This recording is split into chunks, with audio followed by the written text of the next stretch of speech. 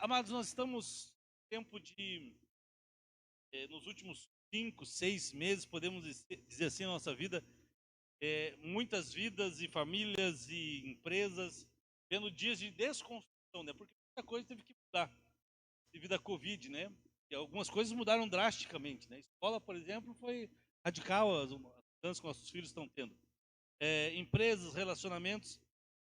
E os efeitos dessa pandemia ainda não acabou, amados. Ter consciência, não acabou. Dados ainda. Não tem vacina. Não adianta. É, Enquanto não tiver vacina, não está livre 100% disso. Mas nós não podemos ainda calcular totalmente os impactos dela. Mas nós precisamos pensar na nossa reconstrução. Reconstrução das nossas vidas, nossos negócios, nossa empresa, nosso trabalho, nossa vida profissional, nosso ministério, nossa igreja. Então nós temos meditado nesses dias sobre esse tema, tempo de reconstruir. Começamos a meditar no livro de Neemias. Semana passada a pastora Walter ministrando aqui, a gente deu uma pausa na série. Mas relembrando o que a gente tem visto nesses dias, nós identificamos os danos que muitas vezes a gente com essa pandemia, mas está na hora de a gente construir uma agenda positiva. Não adianta também ficar só chorando migalha, dizendo que deu problema, tal. Não, nós temos que levantar a cabeça, ver as oportunidades que temos, as necessidades que podem ser supridas e reconstruir nossos relacionamentos, nossas famílias, nossas empresas, nosso negócio, nossa carreira. Na última mensagem nós falamos sobre oração e eu quero continuar hoje falando sobre oração. E eu e você que somos discípulos de Cristo, não tem projeto maior na vida, maior, melhor, mais fascinante do que seguir a Jesus. Se você é um seguidor de Jesus, meu irmão, a oração precisa fazer parte, precisa compor esse processo de avaliação da tua vida nesse momento e de como você vai reconstruir a sua vida e tomar decisões. Mas eu acredito que não tem todo mundo não passou, não deve fazer isso nesse dia, né? De reconstruir sua vida, reconstruir seus negócios, repensar isso. E Neemias, a gente já deu uma olhada nesse personagem do 5º século antes de Cristo, um judeu que vivia na Pérsia. Ele recebeu informações sobre a situação que estava Jerusalém, cidade dos seus pais, antepassados, e o povo de Jerusalém. Jerusalém estava com os muros, as muralhas destruídas, as portas queimadas a fogo, a cidade estava aberta, suscetível a ataques de inimigos e tantas outras coisas. A população vivia em miséria, em vergonha, desprezada. E quando Neemias ele ouve aquilo e toma algumas atitudes. A gente vê no texto que Neemias é um personagem bem interessante, porque hoje nós temos um conceito, existem pessoas que fazem uma divisão sobre espiritualidade e planejamento, vida de oração e planejamento. Tem pessoas que acham assim que a oração é a representação daquela pessoa que depende de Deus. Então eu dependo de Deus, eu confio em Deus, então é planejamento. Então eu não tenho que me planejar, eu não tenho que fazer conta, eu não tenho que... Tem pessoas que vivem assim e que acham que isso está certo. Tem pessoas que acham que oração é um sinônimo, é uma representação de quem depende de Deus e que planejamento é coisa de quem depende de si mesmo. O cara depende de si mesmo, planejamento dele, mas eu dependo de Deus, Deus que... Daí ele vai tipo Zeca Pagodinho, né? Deixa a vida me levar. Só que Neemias, primeiro, isso não é uma verdade, e Neemias é um exemplo, é uma evidência bíblica que isso não é assim. Porque Neemias é um homem de Deus que enquanto ele ora, ele planeja. E enquanto ele planeja, ele ora. As duas coisas andam junto com ele.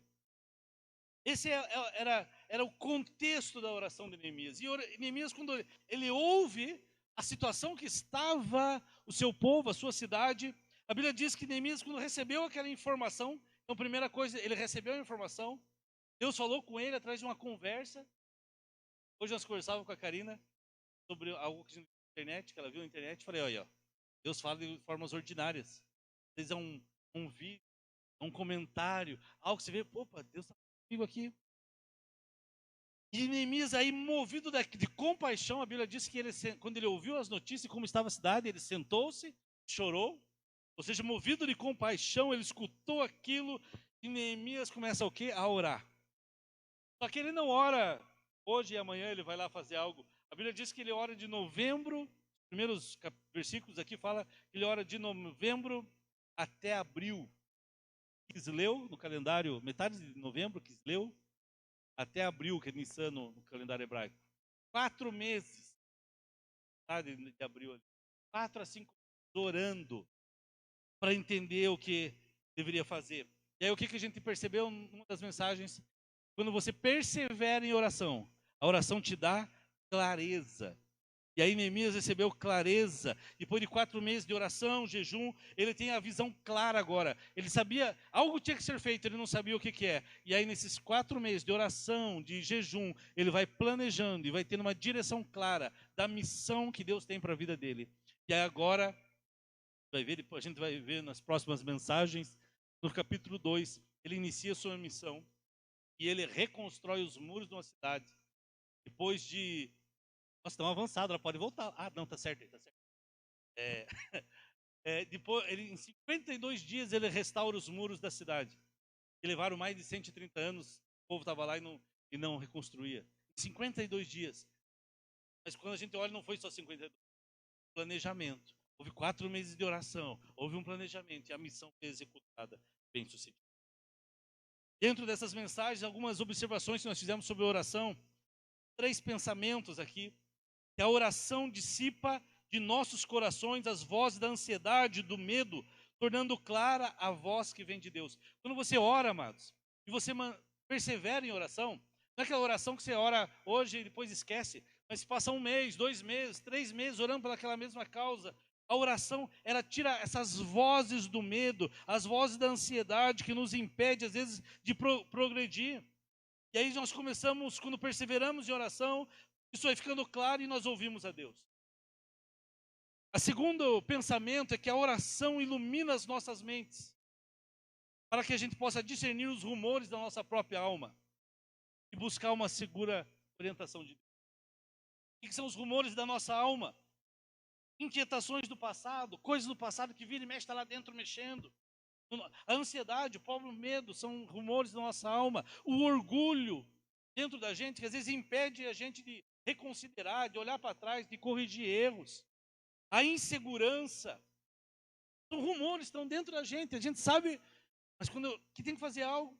Mas quando eu começo a orar e perseverar em oração, persevera em oração, a visão de Deus vai ficando clara. Eu vou deixando esses rumores, eu vou deixando os medos da alma. E o último pensamento é que não poucas vezes, enquanto usamos a oração na tentativa de mudar a Deus, você quer algo, Deus, muda essa situação, Deus, muda aquilo, Deus, faz aquilo. A gente ora e a gente chega, é natural, é humano isso. Nós se aproximamos de Deus querendo mudar algo, né? Que Deus mude algo, ou mudar a Deus. Deus, veja bem. Enquanto você vai perseverando em oração, amados, Ele transforma a nossa perspectiva e redireciona o nosso coração. Quantas vezes você orou por um propósito, você queria algo, e você perseverou na oração, não? E foi lá, e foi orando, e passou o tempo, amados, Deus é imutável, Deus não muda. Quem mudou foi você durante aquele período de oração. E aí você vai vendo, opa, é verdade, estava orando errado. E aí você vai passando o tempo, orando e perseverando, e vai entendendo o que Deus quer, como que Deus quer agir. E gradativamente, Deus vai lançando luz ao nosso caminho, nossas mentes, nossos corações vão mudando, e aquela petição que nós tínhamos lá 4 meses atrás, hoje é lá outra. Na verdade, nós não fazemos mais a petição, nós começamos a entender que nós somos a resposta para aquela petição que nós tínhamos. Esse é todo o contexto da oração de Neemias, das últimas 3 mensagens que eu vi. Hoje eu quero falar com vocês ainda sobre a oração de Neemias, os versículos 5 ao 11. Quero meditar com você sobre o conteúdo da oração. Até agora a gente viu o contexto da oração de Neemias, mas hoje nós queremos ver o conteúdo, 5 elementos da oração de Neemias. E especialmente com a igreja local aqui, os irmãos que estão na internet ou que estão aqui, nós começamos agora dia 15, terça-feira, vai fazer 3 meses que estamos com oração todos os dias, no grupo do WhatsApp, 6 horas da manhã, grupo de irmãos, sem participar, orado. Foi passando, eu quero para ser uma semana, 15 dias, virou 3 meses já e tem sido bênção. E Deus vai dando e a gente vai crescendo nisso, né? E você que faz parte desse grupo, eu queria que você também prestasse muita atenção e a gente entender processos da oração. Nós somos uma cultura brasileira, nós supervalorizamos o improviso. Eu gosto disso, faz parte da minha personalidade, assim, ser talvez mais questão do criativo, ligado à influência do meu pai, da arte e tal. Apesar do meu pai ser um artista, saber improvisar, mas ele é um homem muito metódico, gosta de planejar. Difícil, né? Se encontrar a mesma pessoa com essa característica de planejamento e criatividade. Meu pai tem isso. Mas a cultura brasileira supervaloriza o improviso. Nós somos uma cultura de informalidade. Então nós não somos muito chegados a processos. Claro que tem pessoas que são mais ou não, mas no geral, como cultura, como coletivo, perceba, o brasileiro não é muito chegado a processos, a métodos, a isso. E isso se reflete, essa cultura se reflete na nossa vida espiritual, na nossa espiritualidade. Por exemplo, às vezes nós desprezamos a liturgia. E eu não quero ficar preso a uma liturgia de culto, nada disso. Mas a liturgia no sentido de processo. Você já parou para pensar na liturgia para entrar na presença de Deus? Lá em Curitiba nós temos um amigo, um pastor Paulo Alves. Lembra? Alves? Foi, não sei se é ainda, mas acho que ele foi, já vendeu a parte dele lá do shopping, Shopping Estação, shopping era dos sócios, ele lá na Alta da 15, enfim, do Polo Shopping.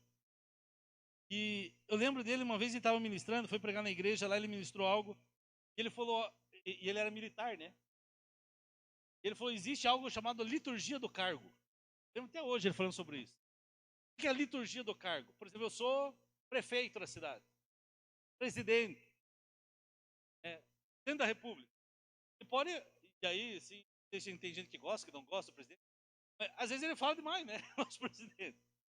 E ele tem que entender, e quando você for presidente, quando você for não importa onde você está, se é um pastor, existe uma liturgia do cargo. Tem coisas que você não pode falar. Tem coisas que você tem que agir de acordo. Você tem uma liturgia, processo, um procedimento para aquele momento. Dia a dia você faz o que quiser, mas você está lá num momento público, num momento ocupando o cargo, lá você tem uma... Amém? Entenderam isso? Então, existe uma liturgia para nós entrarmos na presença. No sentido de que quase ritual, não gosto da palavra ritual, que vira uma religiosidade, mas para nós nos prepararmos, nós nos preparamos para entrar na presença de Deus. Para um momento como esse, por exemplo, de culto, de reflexão da palavra. Antigamente as pessoas tinham mais isso, mas a gente vem perdendo isso. Eu lembro uma vez o Luciano Subirá ministrando que no domingo ele separa o dia, quase já se preparando o dia todo para o culto. Nós geralmente nós estamos na correria, faz o churrasco, vai a família, não sei o quê. 6 horas da noite, tomar banho, vamos pro corre, grita com as crianças, entra na água e vai isso aqui, e vem correndo e vê o Corinthians. O time ganhou ontem, Clássico Sampaio Correia, Operário Sampaio Correia, ganhamos, mas. Né, e aí o cara vem direto pro culto. Preparo, né? Mas em culturas do passado, por exemplo, as pessoas começavam a se preparar para o culto ao pôr do sol do sábado, culto era domingo de manhã. Ou os judeus que se preparavam no Sabá para o culto que era no outro dia pela manhã, para ouvir a palavra. E não estamos falando aqui de religiosidade, não confunda essa liturgia, esse ritual com religiosidade, aquela coisa fria, apática, não. Mas nós precisamos resgatar alguns elementos que a Bíblia nos ensina que devemos ter quando nós buscamos a presença de Deus, quando nós entramos na presença de Deus. Eu não sei quantas vezes você já meditou nessa oração de Neemias aqui. Neemias, ele tem teologia. Vamos lá, eu quero compartilhar com você esses 5 elementos para que você possa compreender a importância da oração e o preparo para você entrar na presença de Deus. Para que de fato eu e você possamos usufruir da graça e da misericórdia de Deus. Neemias, capítulo 1, versículo 5, diz assim: então eu disse, começa a narrar aqui, né, a narrativa de Neemias, a oração dele: Senhor, Deus dos céus, Deus grande e terrível, fiel à aliança e misericórdia com os que te amam e obedecem aos teus mandamentos. Perceba que aqui nós temos o primeiro elemento dessa oração de Neemias. O primeiro elemento da oração de Neemias é a exaltação. Diga, exaltação. Neemias começa a oração dele exaltando a pessoa de Deus. Ele fala: Senhor, Deus dos céus, Deus grande, temível, fiel à aliança, misericordioso. Talvez você está chegando agora, você está dando um olhar agora: pastor, eu não sei orar. Esses 5 elementos te ensinam a orar. Quando ele diz assim, qual que é o processo? Mas eu entro na presença de Deus exaltando Ele. Vai começar a tua oração? Exalte a Ele. Entre na presença dEle, adorando Ele, exaltando Ele. E olha, ele diz o termo assim: Senhor, Deus dos céus. O Deus que transcende toda a natureza. Ele está dizendo: Deus que é maior que a própria história. Deus que está acima dos reinos. Deus que está acima de todos os reis. Deus Todo-Poderoso. God Almighty. Deus Todo-Poderoso. O El Shaddai. E se você lembrar, Jesus, ele usa a mesma expressão quando ele vai ensinar os discípulos sobre a oração do Pai Nosso. Os discípulos perguntam: Senhor, ensina-nos a orar. E ele fala: quando orares, orareis assim: Pai nosso que estás no céus.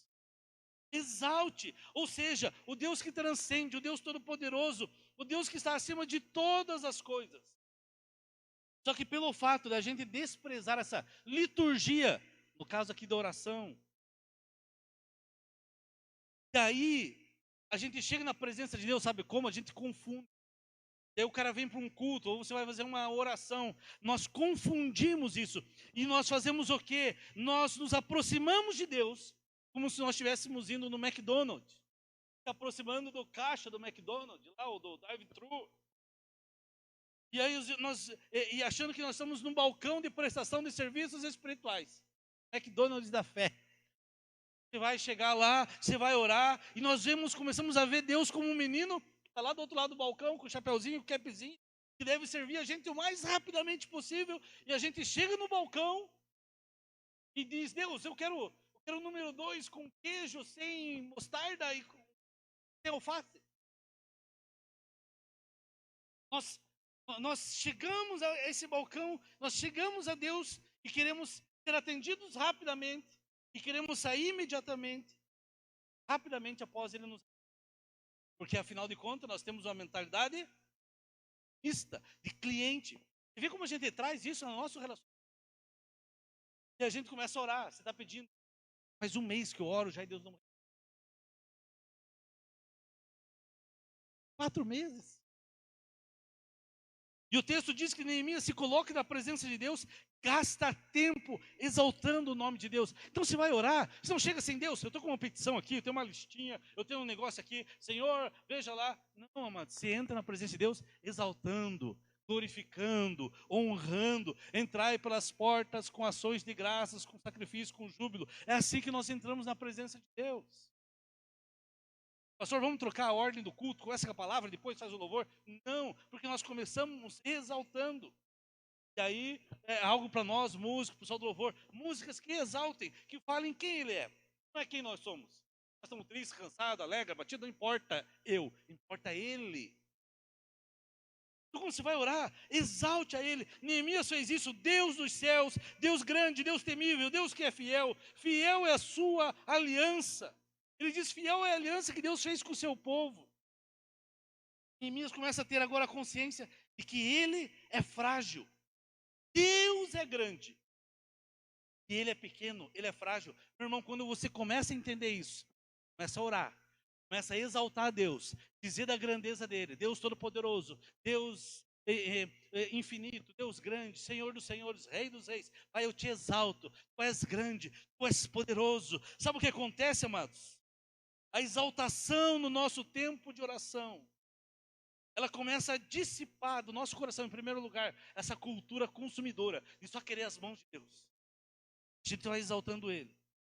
Somos uma cultura capitalista, e a maioria das nossas relações, a gente começa a ver como fruto de consumo. A gente vê tudo como tenho direito, eu sou cliente. Na loja, eu sou cliente. Eu venho na igreja, acho que eu sou cliente também. Isso faz parte da nossa cultura. E aí nós entramos na presença de Deus e agimos na oração como se fossem consumidores. Por isso que você e eu, quando começamos a nossa oração, começamos um tempo de oração, nós devemos adorar e glorificar o Deus, Criador dos céus e da terra, como ele diz aqui, o Deus grande e temível, que está acima de todos os reis e todos os reinos.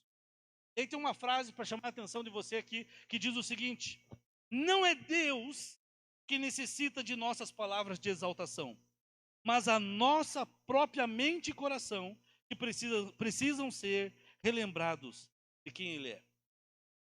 Você já deve ter ouvido alguém perguntar, eu já vi alguém falar isso.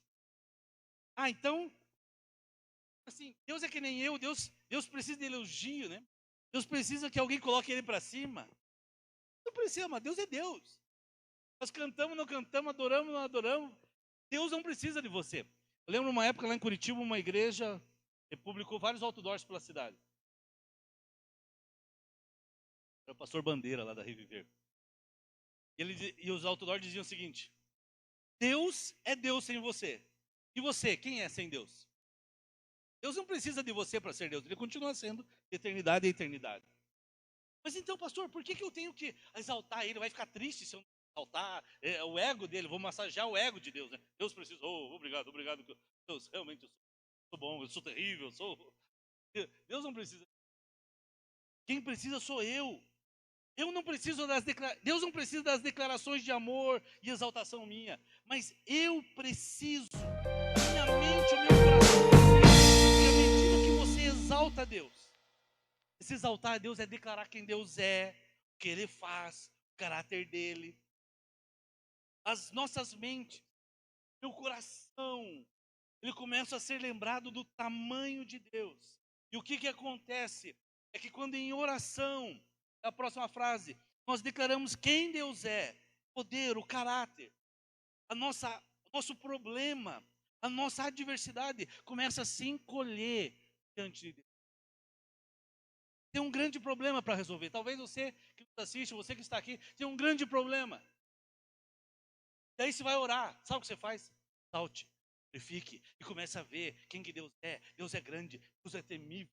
Deus é criador dos céus e da terra. Ele criou o homem, ele sabe cada fio de cabelo da sua cabeça. Ele sabe, ele tem o teu corpo, ele te conhece. Ele conhece a tua cidade. Ele é dono do ouro, da prata, da economia. Os reis da terra estão na mão dele. Tudo está diante dele. E aí você começa a olhar seu problema. Isso aí você olha o tamanho do seu Deus. Você olha o tamanho do seu problema, que era tão grande. E de repente você começa a perceber a sua adversidade, seu problema, ele não é tão grande assim.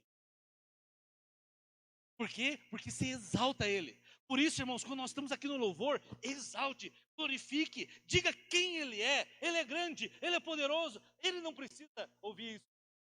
Você precisa somente, seu coração, ser lembrados disso. E não importa a situação, ela vai diminuindo diante do Deus Todo-Poderoso, Criador dos céus e da terra. E de repente aquele problema que gerava medo em você, ele se encolhe diante da consciência que eu e você ganhamos do tamanho do nosso Deus. E aí você começa, sabe o quê? Isso gera fé no teu coração.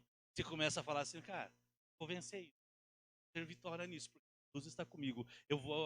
Deus vai curar o fulano, eu vou ser curado, o meu casamento vai ser restaurado, meu ministério, minha vida, seja o que for. Amém? Dá para entender isso? Por isso, amados,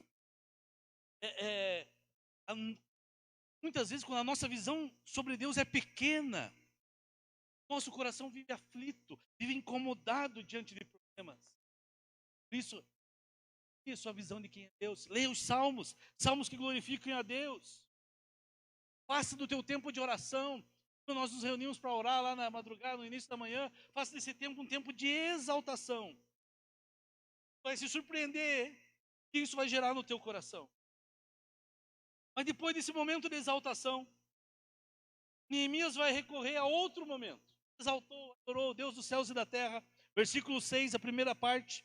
Ele diz assim: que os teus ouvidos estejam atentos e os teus olhos estejam abertos para a oração que o teu servo está fazendo diante de ti dia e noite em favor de teus servos, o povo de Israel. Muitos dizem que essa linguagem é tipo um salmo de lamento, né? Tem vários tipos de salmo, de exaltação, de lamento, onde se apresenta um problema, e aqui é um salmo de lamento. O segundo elemento da oração de Neemias, amados, é o clamor. Então, primeiro eu exalto, é exaltar a Deus, glorificar a Deus. Segundo, é clamar. Ele diz que os teus ouvidos estejam atentos, os teus olhos abertos. Eu adorei, eu exaltei. E agora ele está clamando por uma intervenção divina. Deus age, Senhor. Vem o Senhor e age. Ele suplica diante de uma situação, né, dizendo: Deus, escute a minha oração. Tem um tom de urgência, de clamor mesmo, de emergência. Ele fala: Deus, vem nos socorre. E nós vivemos um momento na humanidade que nós precisamos resgatar o lamento e o clamor. Deus, olha a situação que estamos passando, Deus. Use esses cientistas que estão aí pelo mundo todo estudando, que descubram essa vacina, que isso seja de uma forma mais rápida que nunca houve na história. Senhor, que essa vacina chegue a essas pessoas, que as pessoas sejam protegidas. Clamar a Deus, para Deus dar sabedoria a esses homens. E quando a gente clama, por mais que a gente discute, por exemplo, sobre a economia do Brasil como tem que ser, do Brasil, dos Estados Unidos, seja o que for, nosso papel, eu e você, é clamar pelos governantes. E clamar a Deus dizendo: Deus, derrama sobre presidente do Brasil, Estados Unidos, Alemanha, seja onde for, prefeitos, governadores. Deus, derrama justiça, senso de justiça, senso de misericórdia, sabedoria sobre esses homens que nos conduzem nesse momento tão delicado. Clamar. Eu e você precisamos resgatar o clamor. E aqui nesse texto, a base do clamor dele é que ele faz parte do povo judeu. Ele se via como servo de Deus. E via Deus como Deus de Israel, Deus dos judeus. E era o Senhor que devia cuidar do povo de Israel. Ele sabia disso. Sabia que era Deus que cuidava. E aqui, na Idade Média, por exemplo, tinha uma relação, só uma vez aí, tinha uma relação de suzerano vassalo, né? O senhor e o empregado. Na Idade Média surge isso, mas há 5 séculos antes de Cristo, que é o tempo de Neemias, isso não era assim, mas tinha uma relação parecida. Essa relação funcionava da seguinte forma: alguém tinha poder, alguém tinha exércitos, tinha homens de lutas, poder militar, e essa pessoa ela protegia os pequenos produtores, podiam ser um rei, alguma coisa assim. E esses pequenos produtores, contrapartida, eles se comprometiam a se submeter àquele senhor, a honrá-lo, a pagar alguns tributos, e ele em troca dava proteção. Era uma troca. O que Neemias está fazendo aqui na oração é recorrendo a um tratado que existia entre Deus e Israel. E Deus escolheu Israel. Israel foi escolhido por Deus para ser seu povo. Israel servia a Deus, adorava a Deus, obedeceria aos seus mandamentos. Em consequência, Deus cuidaria do povo de Israel, não é isso? Veja o versículo 5, ele diz lá, nós lemos ali que Deus é fiel à aliança. Deus é um Deus fiel à aliança. Pode aí. Mas no 5 ele diz, seu grande e temível, fiel à aliança. Então ele estava dizendo, nessa aliança, Israel e Deus, Jeová, Deus foi fiel. Só que ele diz assim, fiel, no versículo 5, fiel à sua aliança, e ele é misericordioso. E ainda bem que Deus é misericordioso. Por quê? Porque Deus foi fiel à aliança, mas Israel foi fiel? Israel não foi fiel à aliança. Israel não foi. Ainda bem que Deus é misericordioso, porque Israel não foi fiel à aliança. Então, ele começa a oração exaltando a Deus, clamando a Deus. Só que tinha essa situação. Eu defendo vocês, mas vocês tinham que... E aí entra o terceiro elemento da oração, que é a confissão. Neemias, capítulo 1, versículo 6, a parte B em diante e o 7. Diz assim: confesso os pecados que nós, os israelitas, temos cometidos contra ti. Sim, eu e o meu povo temos pecado. Agimos de forma corrupta e vergonhosa contra ti. Não temos obedecido os seus mandamentos, aos decretos e às leis que deste a teu servo Moisés. Então, o terceiro elemento aqui da oração de Neemias é a confissão. Porque se por um lado Deus é fiel à aliança, por outro ele é misericordioso. Mas por quê? Porque Neemias estava reconhecendo aqui que Israel quebrou a aliança.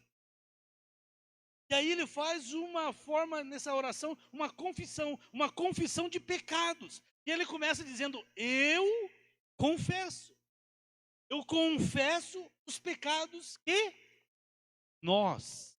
Gente, ele é a quinta geração desde que o povo saiu de Israel. Ele não conhecia Jerusalém, ele nunca viveu em Jerusalém, ele era descendente deles. Só que ele diz assim: nós quem? Nós, os israelitas. E ele está vivendo um contexto aqui antes do povo de Israel. Só que ele agora ora, assumindo essa personalidade de Israel. Ele diz: nós, os israelitas. Sabe o que ele está dizendo? É como se nós disséssemos: Deus, nós, os brasileiros, temos pecado. Nós, os brasileiros, somos corruptos. Nós, os brasileiros, somos pecadores. E essa frase de confissão, amado, esse texto aqui, esse versículo, ele tem 4 frases de confissão. Olha, ele diz assim: confesso os pecados que nós israelitas temos cometido contra ti.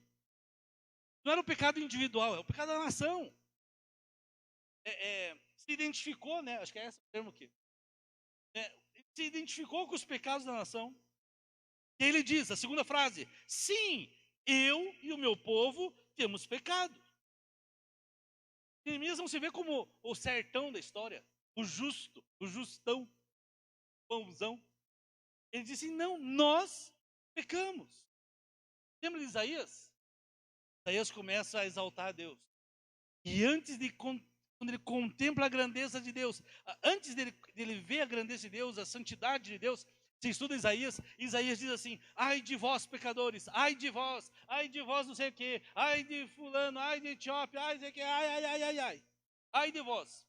Mas quando Isaías toma consciência da grandeza de Deus, do tamanho de Deus, da santidade de Deus, o grito de Isaías muda. Isaías, em vez de falar assim: ai de vós, ele diz: ai de mim, que sou homem pecador e habito no meio de um povo impuro.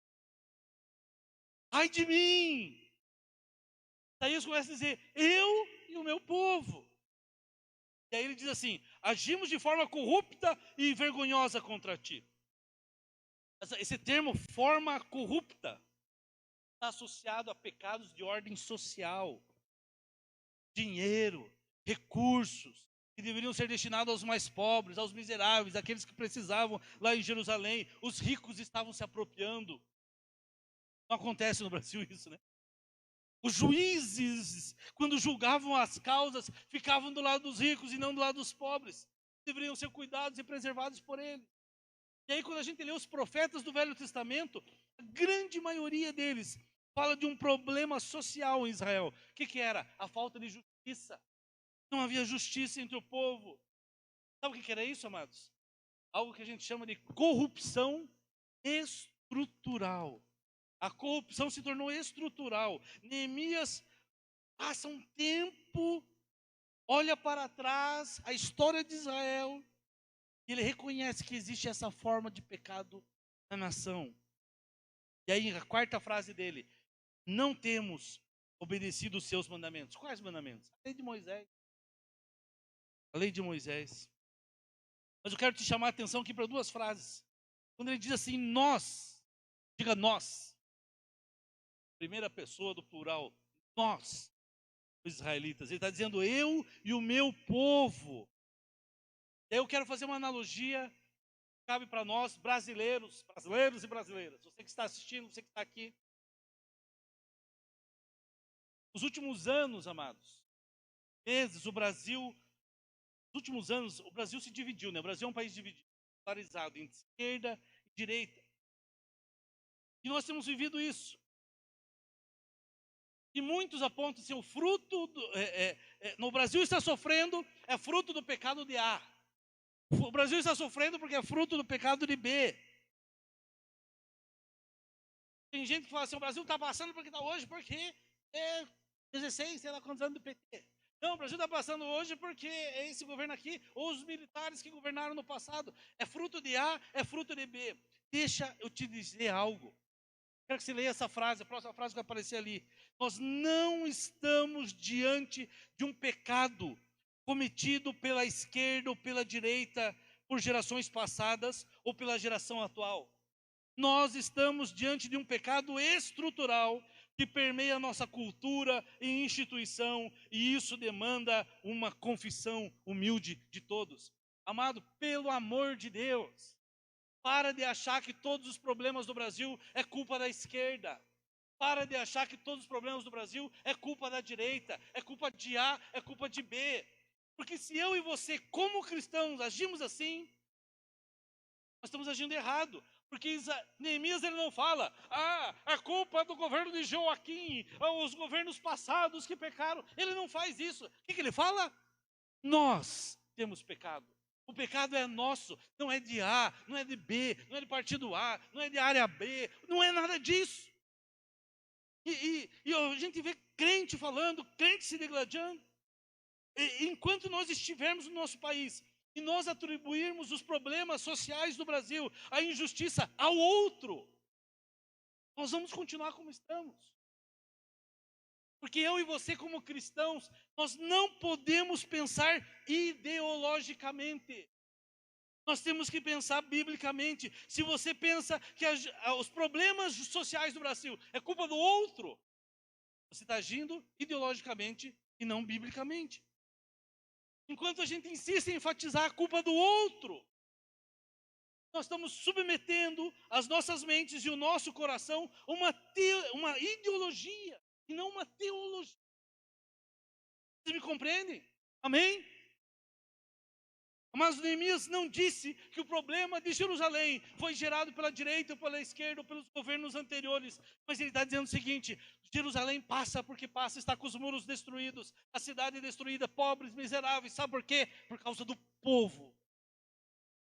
Pelo povo que abandonou os caminhos de Deus, o povo que se corrompeu. Amados, olha a história do nosso país, Brasil. Tem escândalo da direita, da esquerda, da extrema direita, da extrema esquerda, do centro, de começar a achar governo de cima, de baixo, de tudo que é. Todos, não bote a mão no fogo por eles.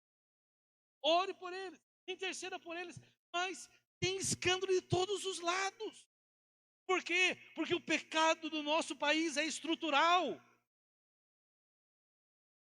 Jornais, desde que eu me entendo como gente, a direita governava. Tem corrupção. Mas o estado do Rio de Janeiro, mas é de chorar. Carioca, hein? O quinto governador consecutivo, parece, que é acusado de corrupção.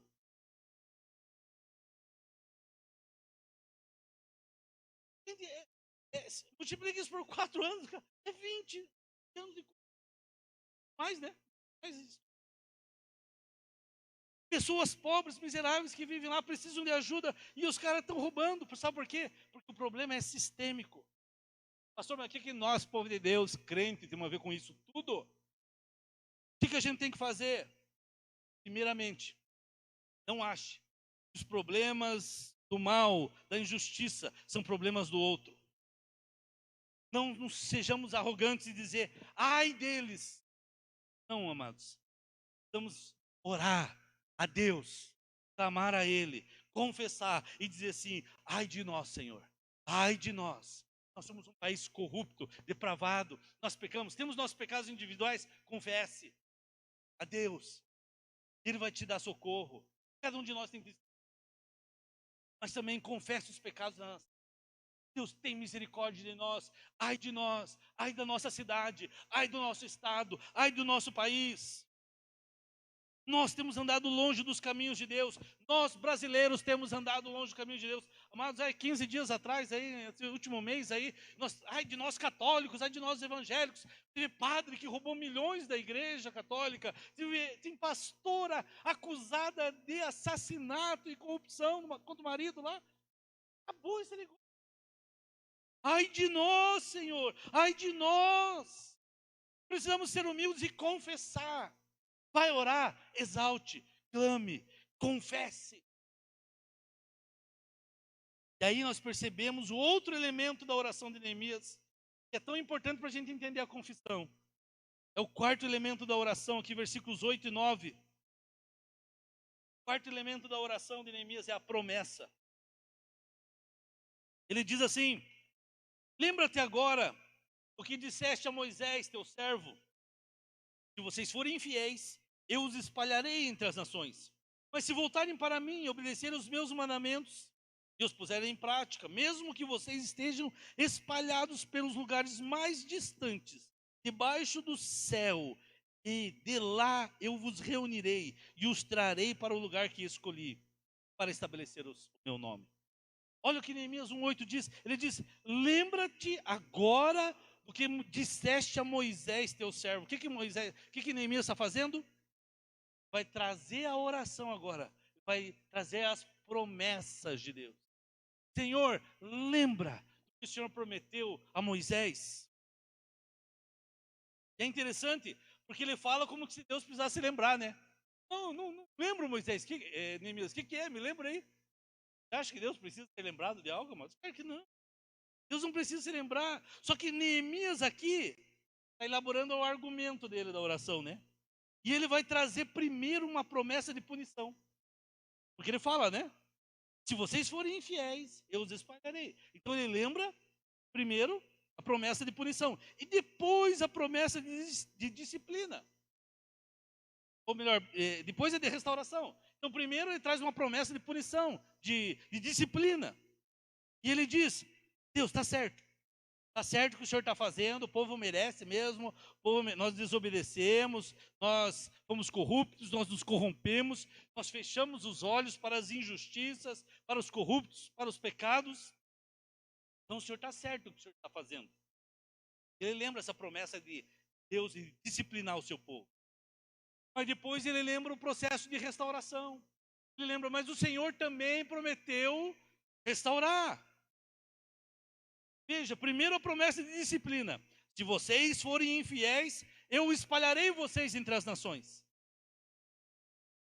Tem um pensamento aqui que diz o seguinte: a disciplina de Deus não explica todas as formas de sofrimento. No entanto, é sim uma das razões a ser considerada a quem demanda arrependimento. Pastor, estou sofrendo, as situações estão difíceis, tudo está dando errado para a minha vida, parece que as coisas não dão certo. Pode ser disciplina de Deus? Pode. Pode ser Deus te disciplinando, Deus te corrigindo, Deus permitindo certas coisas para te trazer para perto. Foi isso que ele fez com Israel. Nem sempre é. Existem variadas razões para sofrimento. Por que nós sofremos? Nós não podemos olhar para uma pessoa que está passando por um sofrimento, por um problema pessoal, e a gente ser simplista na análise, né? Dizer, desobedeceu a Deus. Não. Cuidado com isso, né? Mas existem causas diferentes para o ser humano sofrer. Aqui eu estou falando da disciplina de Deus, que pode ser uma das causas do sofrimento. Eu e você, cristãos, você que serve a Deus, quando nós passamos por um momento de sofrimento, quando passamos por um momento de enfermidade, quando às vezes passamos por um momento de aflição, de escassez de recurso, quando a gente passa por problemas, o desemprego, por exemplo, quer dizer que você está passando por uma disciplina de Deus. Mas você deve, como servo de Deus, considerar que essa é uma das hipóteses, essa é uma das possibilidades. E você deve considerar primeiro, você pode ter tomado uma decisão errada, por exemplo, no seu passado. E aí está tendo a consequência de um erro. negócio que foi mal feito. Talvez você fez um negócio mal feito, baseado em algo que não era vontade de Deus e decisões. Ou então você está agindo de maneira que não agrada a Deus. Isso são condições. Tem as consequências, o sofrimento. Mas Deus, muitas vezes, através do sofrimento, dessa adversidade que você pode estar passando, Deus está te chamando a quê? Ao arrependimento. Lembra o filho pródigo? Ele caiu, e tem um termo que usa assim, né? Caindo em si. Sofrer, mas caiu em si. Então, essa é uma possibilidade que eu e você temos que pensar, né? Mas agora, quando a gente volta aqui para a disciplina, Neemias, ele fala da promessa de disciplina, mas em seguida, ele exalta a promessa de restauração. Olha o que ele diz o texto. Mas, se voltarem para mim, eu os reunirei e os trarei de volta. Eu os reunirei e os trarei de volta. E aqui o texto, você vai estudar ele mais fundo, uma linguagem poética aqui. É uma poesia essa oração dele. E essa poesia, quando ela é escrita no hebraico, ela tem 8 linhas de oração. Não é um texto corrido, assim, 8 linhas. Como se fosse uma poesia, sabe? Prófetos ali tem uma poesia. Por exemplo, ele diz assim: mas se voltarem para mim, obedecerem os meus mandamentos e os puserem em prática, mesmo que vocês estejam espalhados pelos lugares mais distantes do céu, de lá os reunirei e os trarei para o lugar que escolhi para estabelecer seu nome. São 8 frases, 8 pensamentos, 8 linhas que ele chama. E por isso que a teologia de Neemias nessa oração é fantástica, porque ele faz o seguinte: tem uma estrutura literária, poética aqui nessa oração, que fala uma verdade de Deus. Por exemplo, vai falar o que é justiça, que é misericórdia, que é a graça. Neemias, amado, aqui, versículo 6, ali, a parte B, ali, até o 7, ele faz uma confissão, a gente viu. E ele usa 4 linhas. Pode colocar inteiro esse quadro aí. Ele usa 4 linhas para fazer essa confissão. Então, a estrutura poética em 4 linhas está dizendo o seguinte: nós erramos. Pai, nós erramos. Deus, nós reconhecemos nosso pecado, nós erramos. O que é isso? Ele está falando de justiça.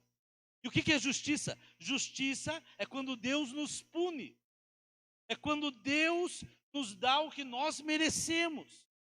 Neemias está dizendo assim: nós erramos. A primeira linha lá, nós erramos. Nós merecemos a justiça. O povo errou, nós erramos. E que se Deus fizesse justiça, a justiça seria o fim daquele povo.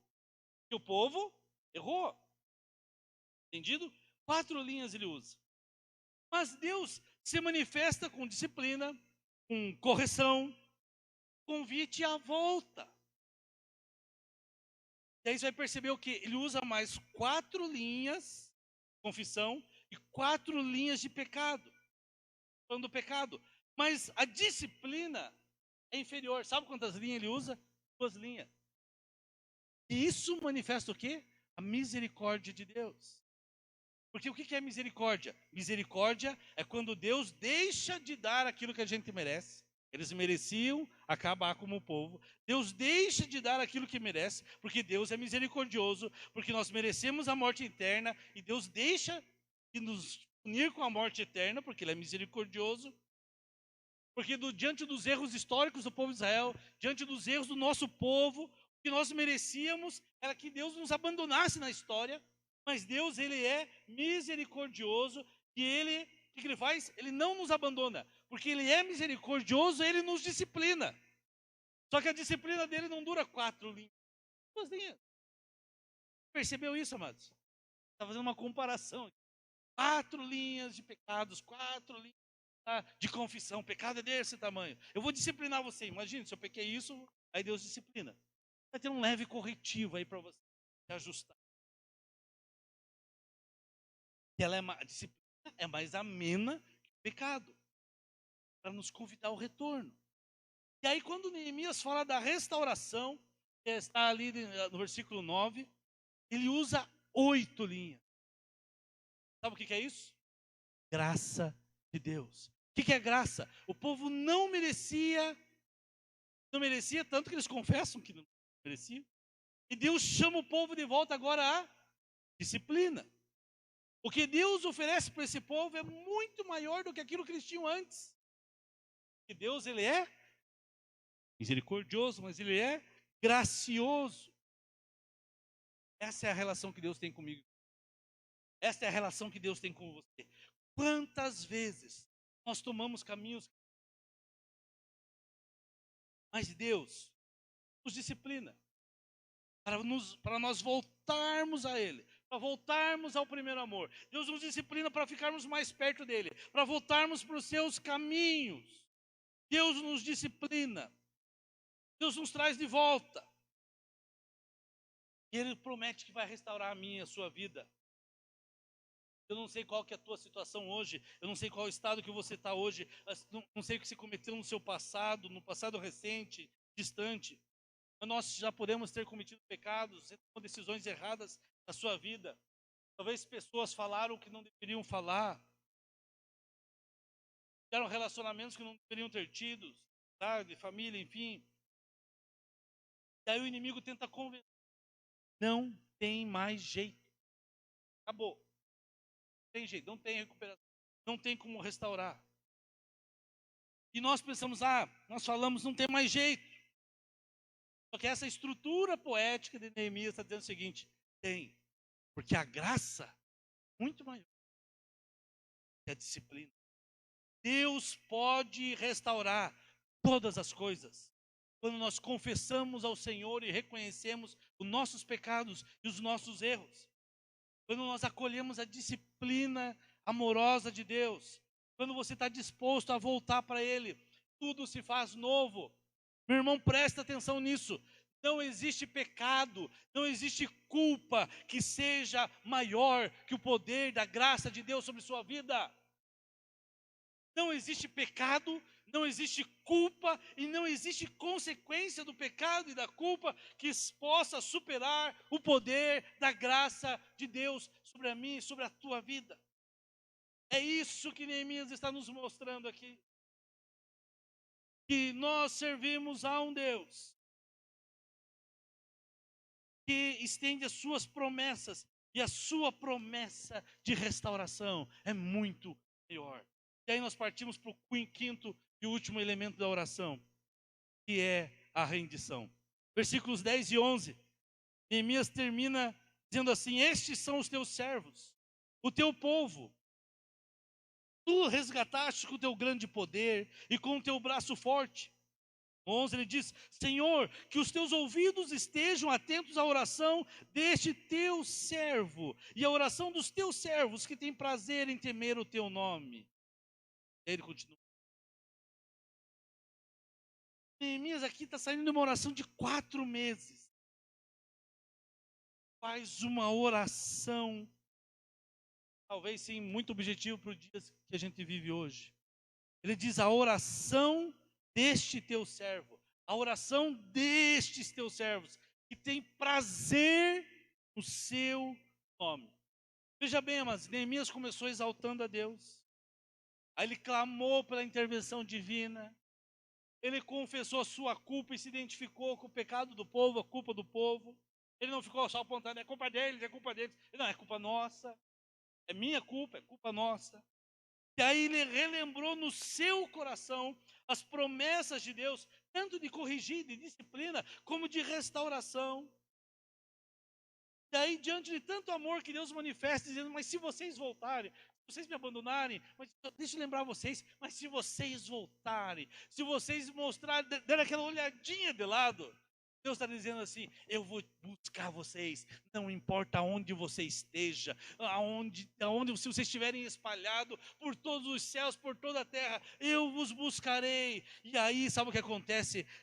Neemias, na sua vida aqui, na sua história, ele se rende ao Senhor. Ele se rende dizendo assim: sim, Deus, está certo, nós somos teus servos. Este teu servo, nós somos teus servos. E aí aquela oração que ele iniciou talvez, ou que nós iniciamos como consumidor, Deus, eu preciso disso, eu preciso daquilo, eu preciso daquele negócio, eu preciso daquela pessoa, eu preciso disso, reivindicando diante de Deus os direitos. Deus, eu sou teu filho, eu tenho direito a isso e aquilo. Quando nós seguimos o caminho correto, adentramos a presença do Senhor pelas portas do louvor, por exaltação, por clamor, confessando, lembrando as promessas, se submetendo. Sabe o que acontece, amados? Essa liturgia da presença, nós começamos a ser impactados diante do Senhor. E aí você que chegou assim, Senhor, eu cheguei aqui para pedir algo para o Senhor. Deus, talvez Neemias chegou assim, eu cheguei aqui pedindo que o Senhor restaurasse a Israel, mas eu quero terminar essa oração dizendo, Senhor, eu estou pronto para fazer aquilo que o Senhor quer que eu faça. Talvez ele começou a oração dizendo, Deus, restaura os muros, levanta pessoas, faz algo. E aí agora, nesse tempo, ele começou pelo caminho certo. E agora, Senhor, tá bom, eu me rendo, eu sou teu servo. O que é que eu faço? A oração que vem de Deus, amado, se começa nesse caminho, você se vê como uma resposta de Deus para o clamor da nação e das pessoas que estão ao seu redor. Eu sou teu servo, e servo não tem direito à vida. E através da vida de Cristo, da obra de Cristo, nós nos tornamos servos dele. Amados, Deus já deu muito mais, mas muito mais do que eu mereci. Deus já deu para mim e para você. Escute isso. Você que está em casa, Deus já te deu mas muito mais do que você merece. Neemias está dizendo isso. Senhor, o Senhor já me deu tanto. O teu amor me constrange. A tua graça me impacta. Então o que o Senhor quer que eu faça? Porque o Senhor já me deu tanto. Algo a fazer. O que o Senhor quer? O que o Senhor quer que eu faça para o teu reino? Qual é a tua vontade para a minha vida? Qual que é o teu desejo para esse momento histórico que o mundo vive? O que o Senhor quer fazer através de mim? E aí sabe o que vai acontecer?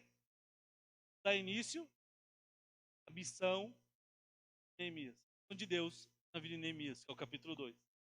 Próximas mensagens. Aí sim, ele vai executar a missão. Versículo 11, para terminar. Ele diz assim, servos e servas que têm prazer em temer o seu nome. Percebe a mudança do coração de Neemias?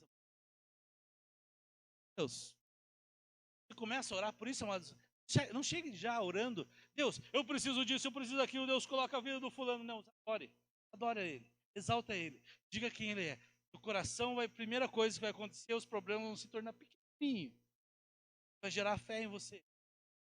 Percorra esse caminho, exalte, clame, confesse, lembra das promessas de Deus, se renda a Ele.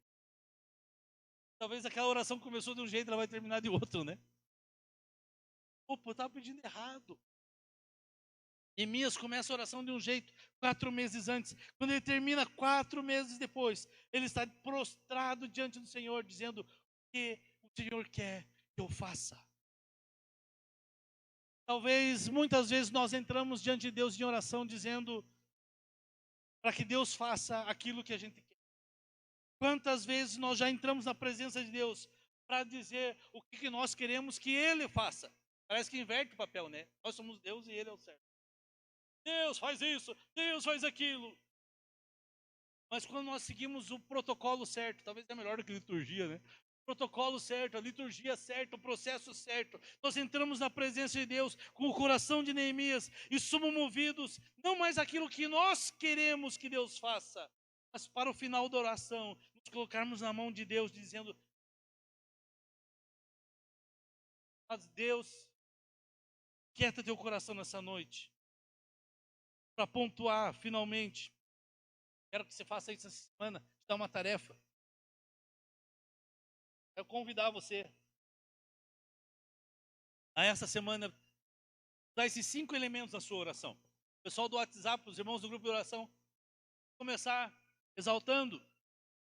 Então, desafio você, eu não tenho tempo de oração, pastor, não consigo entrar às 6 horas, tudo bem, ele não tem outro horário. Exalte a Deus.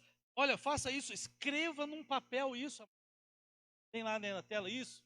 Escreva no papel. Por que essa arte? As primeiras mensagens demonstrou o contexto da oração. Agora é o conteúdo. O conteúdo é esse. Exalte, clame, confesse. Lembre as promessas, se renda.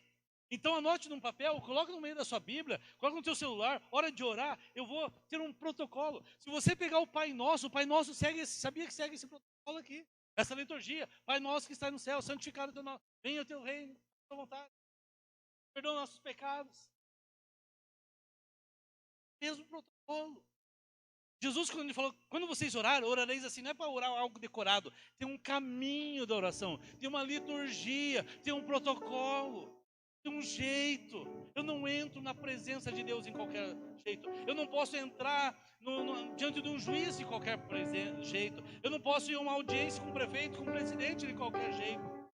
Tem os caminhos. Então, amados, não queime etapas. Ore exaltando a Deus. Gaste tempo exaltando a Deus. Não tenha pressa. Mas fala assim, eu não consigo orar 1 hora, pastor.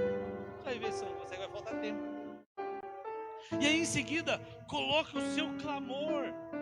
Exaltou a Deus. Coloque o seu clamor. As suas causas, as suas necessidades, aquilo que você quer suplicar diante de Deus. Não é errado fazer isso, mas tem um momento certo. Aí você ora, suplica. Mas lembre-se, nós não temos o direito de reclamar, de reivindicar, como muitos dizem por aí, absolutamente nada, porque nós já temos muito mais que merecemos, mas Ele nos dá o direito de clamar e de suplicar. E aí confesse os seus pecados individuais, nossos pecados como nação, por exemplo, a corrupção, a cultura que temos. Peça perdão no plural. Nós temos pecado, nós temos feito, nós temos errado, mas não é o A e o B. Vocês recebem coisa no WhatsApp? Falei pra Karina hoje, sabe, publicar as mensagens assim. Porque o fulano fez isso, o governo fulano fez isso, o antepassado fez isso. Diz assim, nós fizemos. Nós quebramos o Brasil, nós somos corruptos, nós roubamos essa nação, nós desprezamos as riquezas dessa nação, nós pecamos, nós tivemos pecados sexuais, nós tivemos pecados de corrupção, nós pecamos com aborto, nós pecamos com homossexualismo, nós pecamos, é nosso pecado. Enquanto nós não nos identificarmos, é nosso pecado, a coisa não vai. E aí se lembra das promessas. E nessas promessas, deixa o Espírito Santo te lembrar. Deixa o Espírito Santo trazer algumas promessas. Algumas estão na palavra. Algumas palavras proféticas que você recebeu. Palavras que Deus um dia usou alguém para falar com você. Ou com a igreja. Temos que lembrar. Quero trazer à memória aquilo que me traz esperança. Comece a lembrar. Deus tem promessas também que o Senhor ia corrigir. Que o Senhor ia colocar a sua mão. Mas tem promessas de restauração, de renovo, de fazer tudo novo, de uma nova chance para servir, um novo começo. Há tempo para você recomeçar. Você que está pensando que o teu tempo acabou, ainda há tempo. E aí termine se rendendo diante do Senhor, dizendo, Senhor, eu sou teu servo. O que o Senhor quer que eu faça? O que o Senhor quer que eu faça? Eu sou teu servo. Tem 3 frasezinhas para encerrar ali, para você ficar pensando durante a semana. Nós precisamos resgatar esse momento de exaltação dos nossos encontros públicos de oração, de adoração. O pessoal da música, do louvor, escolhe músicas que exaltam Ele, que falam da grandeza dEle. Deus é grande, te exaltamos. Grande o Senhor, poderoso, todo-poderoso. Se vai ter tua célula, coloque músicas que falem quem Deus é, a grandeza dEle, o que Ele faz, o que Ele é e o seu caráter. Deus santo, Deus poderoso, que falem dele. Esquece a gente. Lembrar as grandezas de Deus para que os nossos problemas se encolham diante dele. A segunda coisa, nós precisamos resgatar a confissão dos pecados na primeira pessoa do plural. Pare de dizer ai de vós e vamos dizer ai de nós, Senhor. Confessamos os nossos pecados. Quando você vê o telejornal e vê os pecados e a situação, diz, Deus tem misericórdia de nós. Mataram um rapaz essa semana, acho que era 3 horas da tarde, sei lá, no meio da tarde, né? Aqui na Carlos Borges, parou um carro, o rapaz desceu, aí deu uns tiros no cara, estava trabalhando na funilaria lá. Deve ser problema com droga. Deus nos perdoa por esse assassinato, perdoa pelo uso de drogas, nos perdoa pela insegurança que esse país vive. Que o Senhor tenha misericórdia deles. Não, Deus tem misericórdia de nós.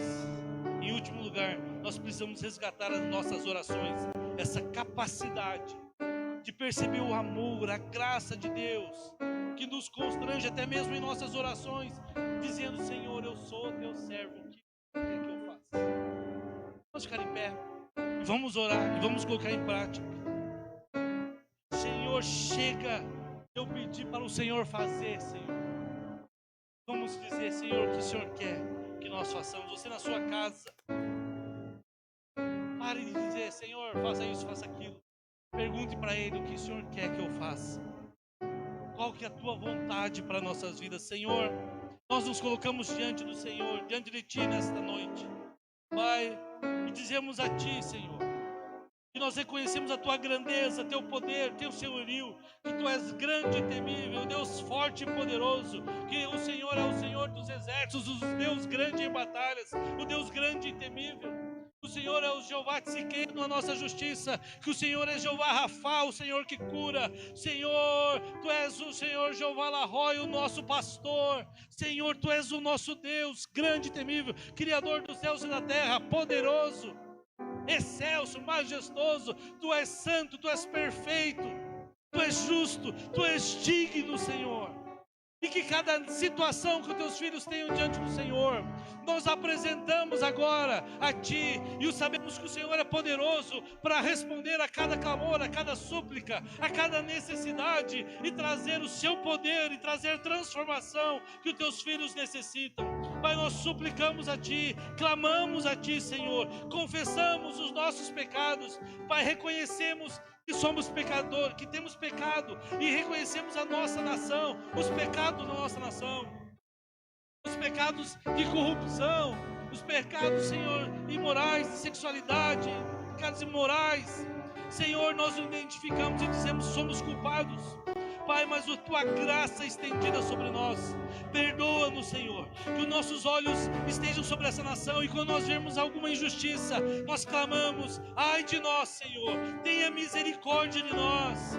Pai, obrigado porque o Senhor tem promessas de disciplina, que se nós nos afastássemos do Senhor, nós teríamos consequências, mas graças a Deus, a Sua disciplina é para nos atrair para perto de Ti, para nos corrigir, mas maior ainda é a Sua graça, a Sua abundante graça, que é derramado sobre cada um de nós.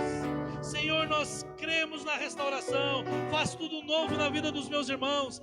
Nesses dias de pandemia, pessoas que perderam seus empregos, pessoas que perderam seus negócios, que estão em crise financeira, crise de relacionamento, crise profissional. Senhor, nós cremos que Tu és poderoso para restaurar todas as coisas. Tem misericórdia na nossa cidade, tem misericórdia no nosso país, tem misericórdia de nós. Pai, nós nos rendemos a Ti, reconhecemos o Teu senhorio sobre nossas vidas. Pai, hoje nós nos apresentamos diante do Senhor, dizendo o que o Senhor quer que façamos, ó Pai. Nesses dias de crise, pessoas estão sedentas pela Sua palavra. Senhor, através do nosso emprego, da nossa profissão, daquilo que sabemos fazer, o que o Senhor quer que façamos. Vamos encerrar essa reunião adorando a Deus com uma canção. Faça dessa canção a sua oração e escute o Espírito Santo falando com você o que Deus quer que você faça nesse momento da sua vida, nesse momento da história do nosso país e do mundo. Você é a resposta de Deus.